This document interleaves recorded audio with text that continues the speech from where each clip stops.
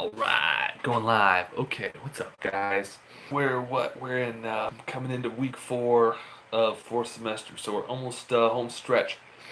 So been doing the videos and stuff for a while now. Been doing the nursing journey for oh, I'm all blurry.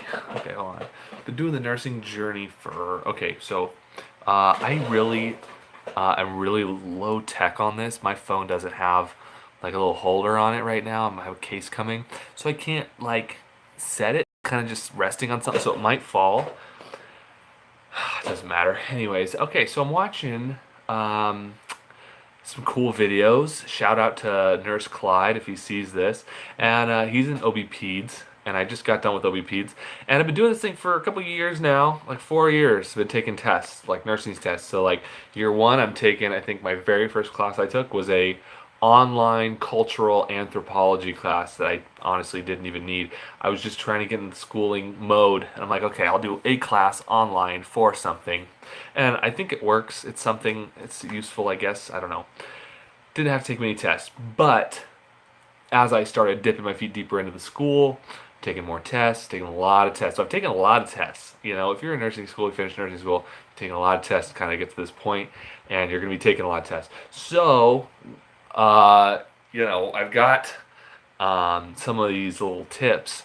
I take good tests, guys, so I get like straight A's. Like we've had been really good. We've been super solid with being able to uh, kind of metabolize content rapidly and regurgitate and apply it to real life settings in a matter of minutes. We can do it. So my brain works like that. So if your brain doesn't do that, that's okay. Not, it's a learned skill. It takes a lot of practice, a lot of tools I use to be able to do that.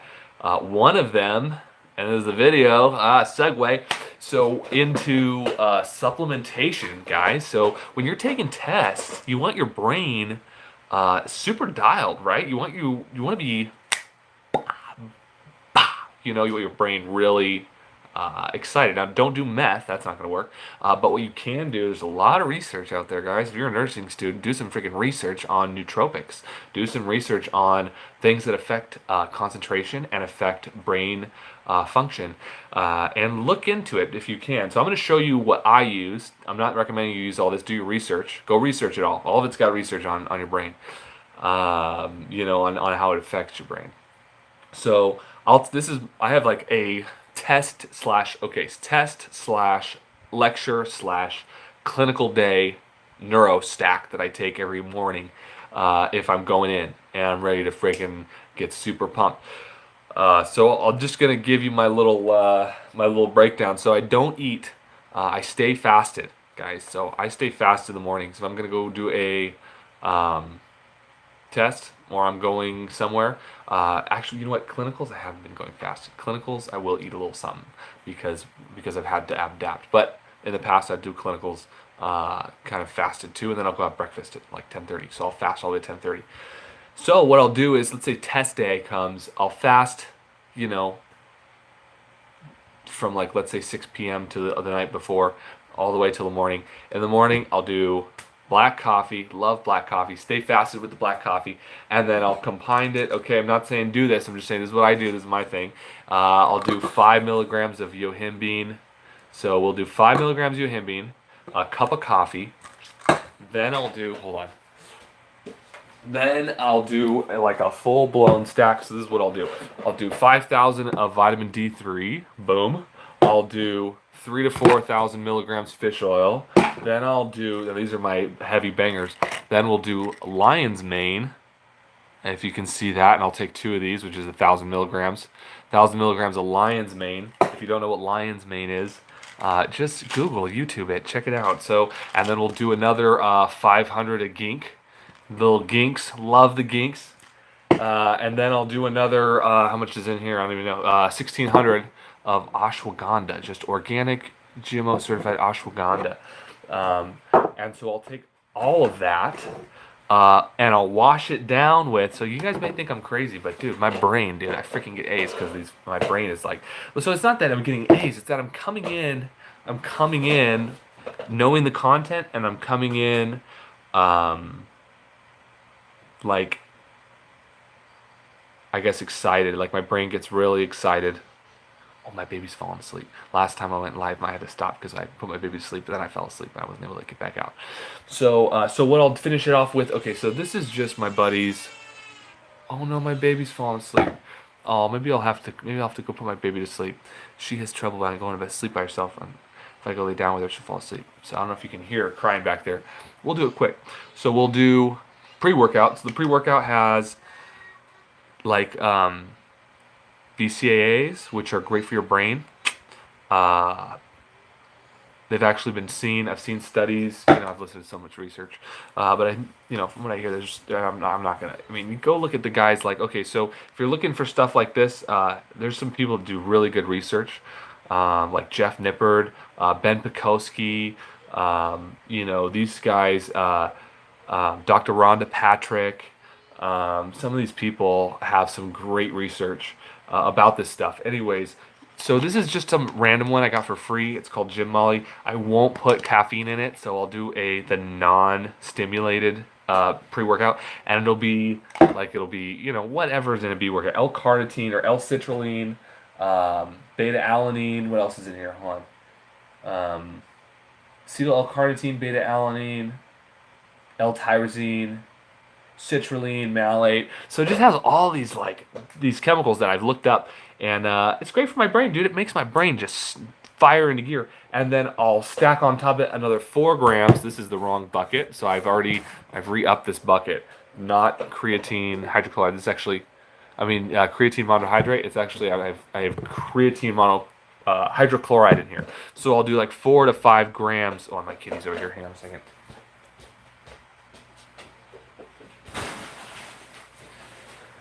So I'll do like 4 or 5 grams of creatine hydrochloride in my little BCAAs drink. And yeah, it sounds like I'm going to work out, but I'm not going to work out. It's actually really good for your brain. They're finding creatine has anti-aging effects for your brain too. So I take all this stuff. I don't take it every single day. The way I started actually, I was listening to Joe Rogan, and he sponsors Onnit. And Onnit has, and then sometimes, this stuff, I'll do this too, actually. So sometimes I'll throw a little spirulina in there. This is just, but it really, it feels good. I do like eating it. So, my body feels good eating this stuff. My cat's trying to get inside. Come here, kitty cat. Come here, kitty cat. Come here. Come here, kitty cat. So back to what I was saying. So on it, they come in this little packet, right? And they have a day packet and they have a night packet. And you take the day packet and you wear it with your awake. You take the night packet and it's good for restful sleep. I love this stuff. I thought it was amazing. I took it and I was like, ooh, this is good stuff. Like I would wake up and I was just so dialed. So it was really good. I was doing that for a while and then I ran out of them and I stopped and I've had to and I've just been piecing together stuff that I get for cheap because I'm so freaking broke. So I'll just piece together what I can get kind of. And at least I act like I'm broke. I'm not broke, but I act like I'm broke. That's the way I put it. Yeah, because I just don't want to spend money. So I just kind of scrounge what I can get. So this is a hand me up shirt. I got 2 younger brothers. This is a hand me up shirt he's given to me. They wore it in high school. They wear out their clothes. They can't give them to me. So I don't buy clothes. So it's just kind of whatever. It doesn't matter. So it's neither here nor there. So I'm taking this Onnit stuff. Felt great with it. It's just pretty expensive, so I haven't been buying it. But this is it's been really good, man. I feel awake. I want to feel like a little Rolodex in my brain. I want to be able to flip through a bunch of stuff and be able to kind of speak to any subject matter that we may be presented in class. You know what I mean? That's kind of where you want to be at. Be able to speak to it. If you're able to talk about stuff and just start going off about stuff, and kind of feel comfortable with the content, you really have a better chance of doing well on the test. So let me guess that's a little, I don't know if it's common sense. I don't know if people know that. It seems like common sense. Yeah, if you can talk about it, then you can take a test on it. But that's my theory, kind of. That's my thoughts. So that's good. That's my little thing. So if you guys do like pre-test supplements. You know, I don't take drugs. You know, none of this stuff is drugs. It's all you know. It's not like Adderall or methamphetamine or all these crazy drugs. 'Cause a lot of people take crazy stims. There's plenty of stimulation in this. It's not doesn't cause like psychosis. You know, like you take enough meth and you become psychotic. Not interested. I've seen too many meth heads. It's totally psychotic to ever consider doing anything that would kind of do that for my brain. I don't like holes in my brain or holes in my teeth and all that horrible things go along with meth. Yeah, no drugs for me. We're good. No drugs, but I will take these supplements, man. I freaking love them. So that's what I do, and I'll kind of chug this. I'll try and chug this an hour, 45 minutes to an hour before I'm like writing my name on the test. You know what I mean? So that's about it. That's what I got. Other than that, we're week 4, coming up on week 4. What's pretty fun? Okay, look, my phone line's got to adjust. Dude, I got such crappy equipment. I don't know what I'm doing, you guys. I'm just doing this. Who cares? Whatever. It doesn't matter. I don't care. So, yeah, week 4. Did pulmonary. We're doing pulmonary critical care, though, so we're talking ARDS. We're talking PEs. We're talking about, cardiogenic respiratory compromise, like pulmonary edema,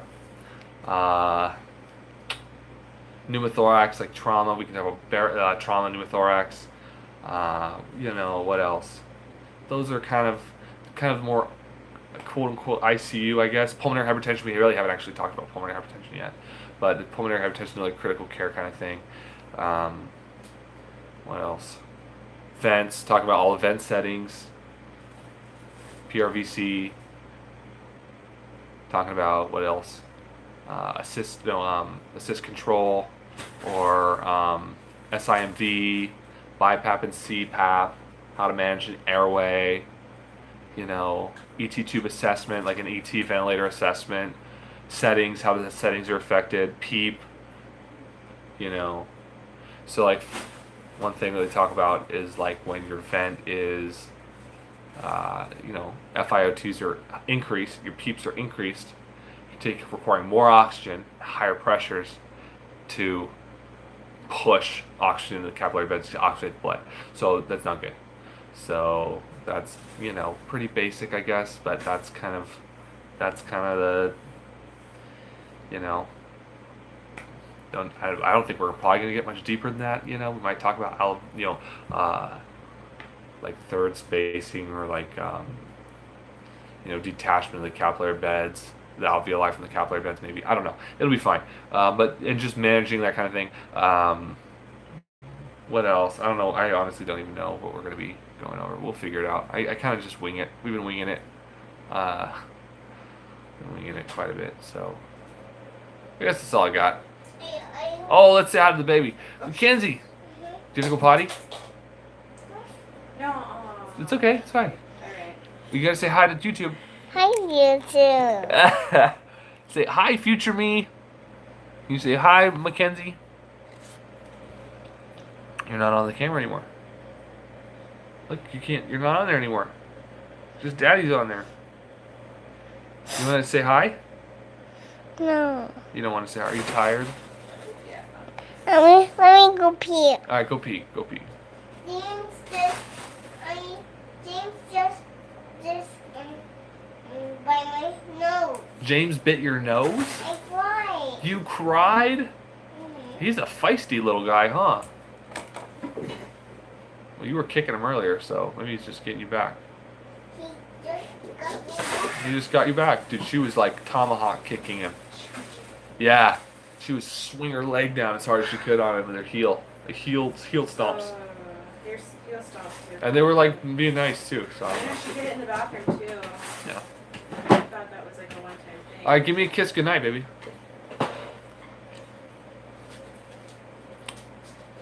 Love you. Do you want some milk before you go night-night?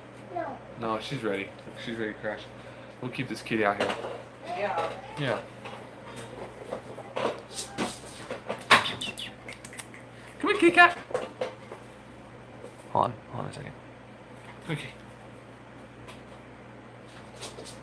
Okay. I'm playing with it. Oh, there we go. And we're down. No, it's okay. It's working. So, yeah, let's see. What other updates? Lost pounds, guys. We're down to 192.4. 192.4. So I haven't been that weight since I was like 20, like 20, 18, 19, 20. Yeah, probably 20, 18. So I'm 28 now. So that's 10 years. I haven't weighed this much. But I'm stronger. I have bigger muscles now, which is nice. It's good.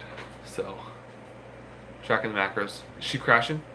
No, I don't know. Okay. Yeah, it should go in like 10 minutes. Okay. Hang on. All right. So yeah, that's good. What else? Anything interesting happening? No, nothing's.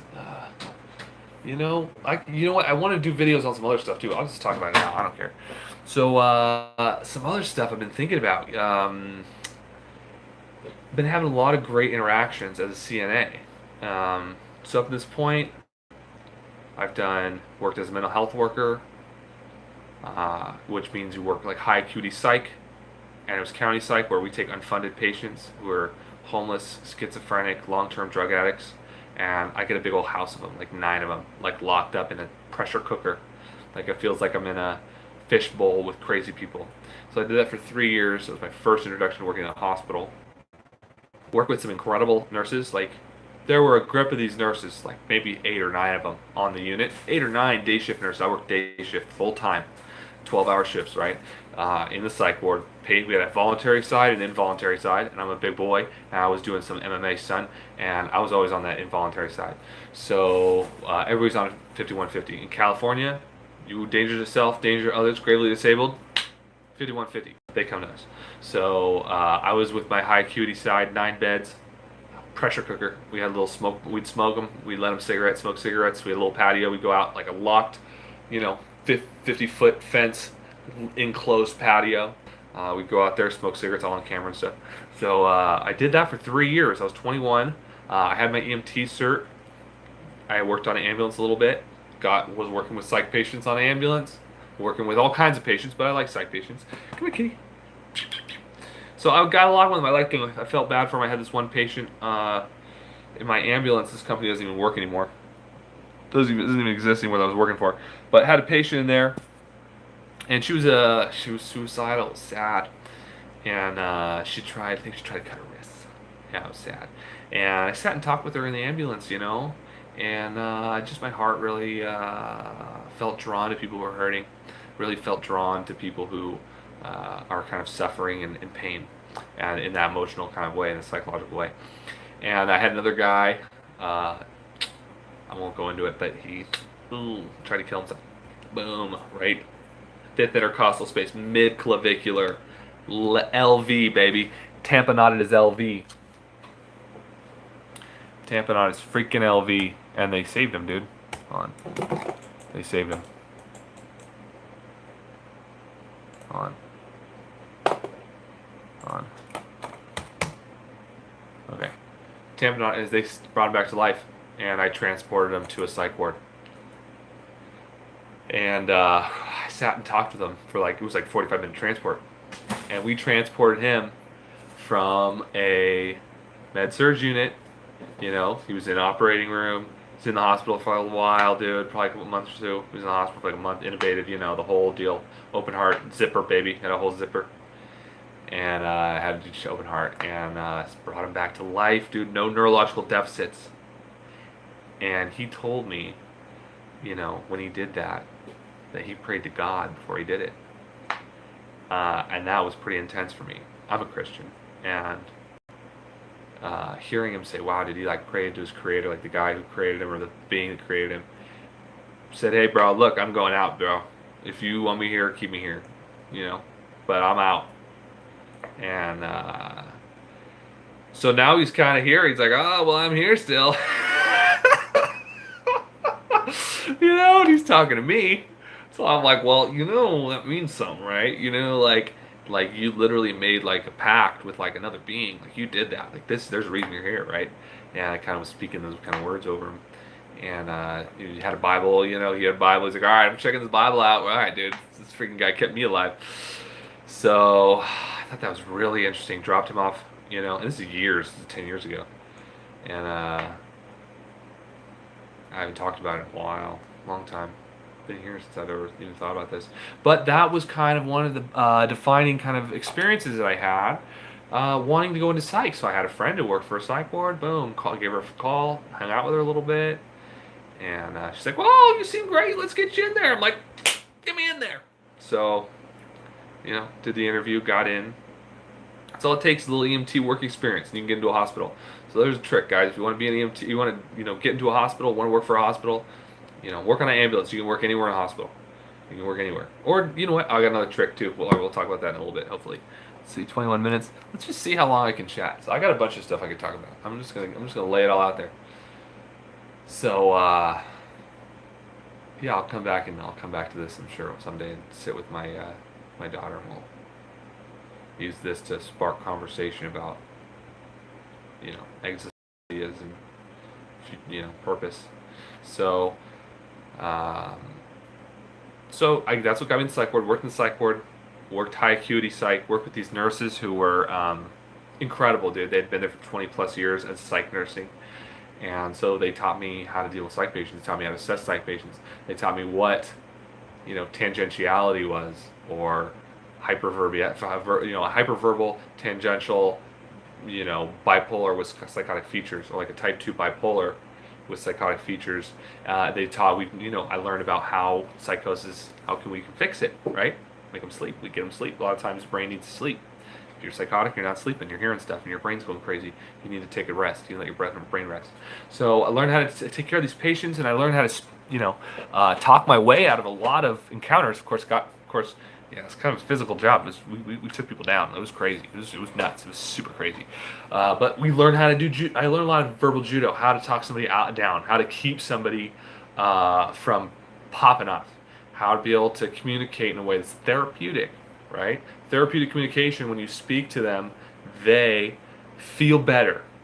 That's what it is, right? You're speaking to them, and they're feeling and hearing your words, and it's changing their brain chemistry, technically. When you have a different emotion, you have different brain chemistry.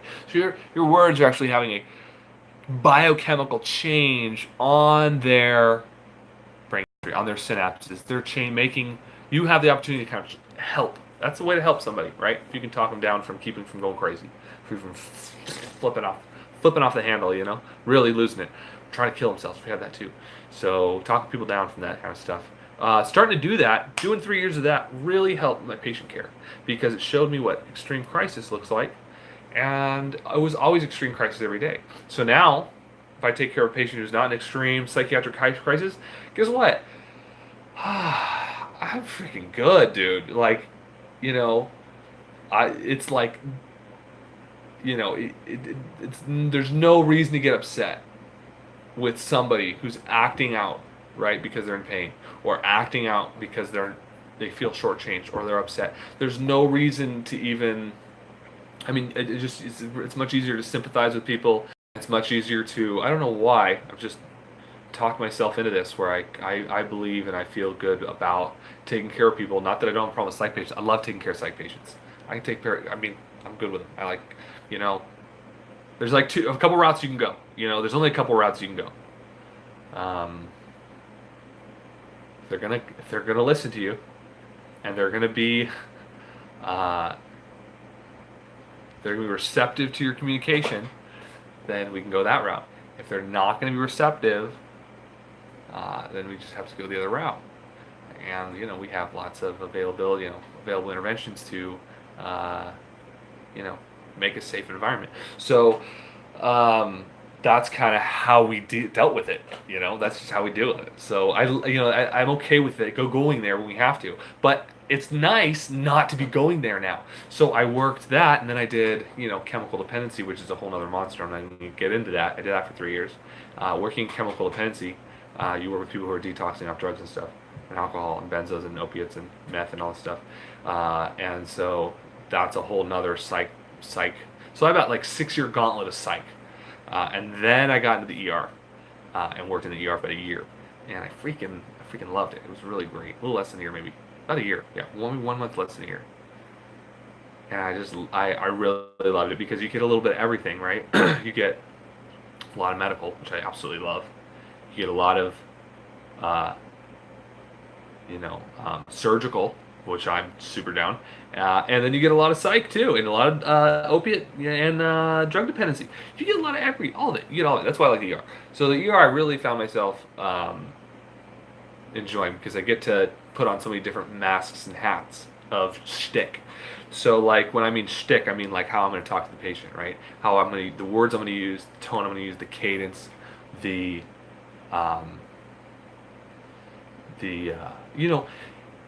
my inflections. I get to use different tones, right? We get to use different words, and being able to put on different hats and be able to kind of adapt to whatever the patient requires. It's really kind of fun for me. It's kind of fun. Tired. You're not tired now? You were tired, and now you're not tired. I'm not Can you hear me yelling? Can you hear me talking? I can't talk. You can't talk? I can't I can't sleep. You can't sleep? Yeah. You're having trouble? Mhm. Do you want me to help you go to sleep? No, I can't. I'm gonna have to put her to sleep. It's really fun. I love it. I can put her to sleep for the next. You are not gonna watch a show, no. But you can come over here. Here, come here. Sit on my lap. Oh, and you get pediatrics in ER, so that's even more fun. I love pediatrics. I mean, it sucks holding babies down. I will say that. Papoosing kids, not the funnest thing. Watching doctors stab little kids in the face with freaking sutures and stuff, or like, oh gosh, yeah. I've papoosed my fair share of children. Or like, I'm good with mod seds or Max. If we can Mac a kid, I'm good with that. But papoosing them, I hate papoosing kids. But, it has to be done. I'm a big guy. I can do it. So it's all right. It is what it is. It helps. It's for the better. It's for the greater good. But that's another thing. It's fun in the ER. You work peds.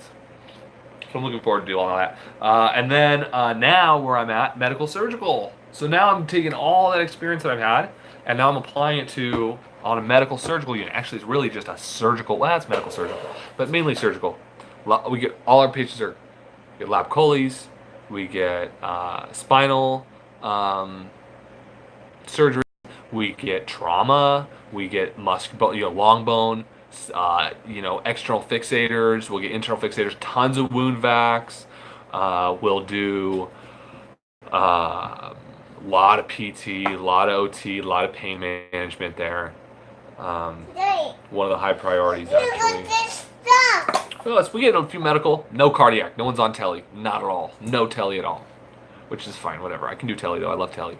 But no telly. I need a snack. You need a snack? Mhm. Okay. Well, I've been rambling for almost 30 minutes now. So I guess we can just cut it loose. I got a bunch of stuff I could talk about. I could talk about way more stuff. I have so many thoughts. A lot of thoughts. I really have a lot of thoughts on patient care, on how to talk to people. I think it's super important using active listening and using the proper cadence, the proper tone. Having a wide lexicon, being able to speak to somebody in a way that relays competency and trustworthiness. I think those are two huge things. I could do probably a whole hour talking about competency and trustworthiness. That's kind of my main. Let me see my eyes. You want to look at those Alright. with your eyes? Let me count them. You want to count them? Mhm. We can just look at them once, and then I gotta put them away. Okay. Okay, really quick. Open them. Ugh, yuck. Open these No, ones. I think we're gonna call it. This was fun. Week 4, here we come. These ones. I'm gonna keep doing these live things. I think it's the best way to do it because I'm not looking to make. These ones. I don't want to edit.